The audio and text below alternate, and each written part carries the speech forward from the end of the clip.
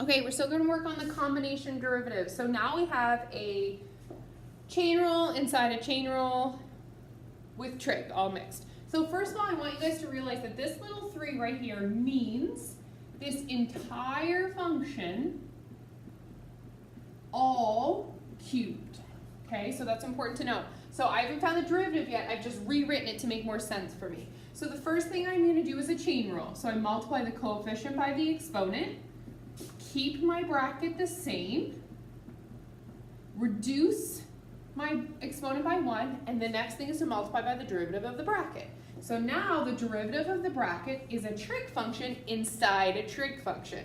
So how do I find the derivative of a trig function? Well, how I find the derivative of a trig function is I do the derivative of sine, which is cos, keep the bracket the same, and then I multiply by the derivative of the bracket.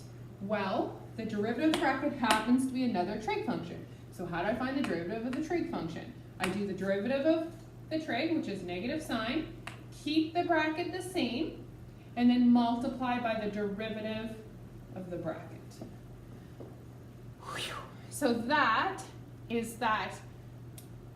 If it was just the straight up derivative, there's not actually much to simplify because when we're doing trig functions, you can only simplify things that have the same angle. So sine of cos, here cos, these guys don't go together, and this is times a negative sign. So I could do some simplifying to bring the negative out front. So we're just gonna write this like minus, we'll put this 3x and this 10x together. So we'll write it like minus 30x, and I put this squared here, sine squared cos of 5x squared times cos of 5x squared times sine of 5x squared.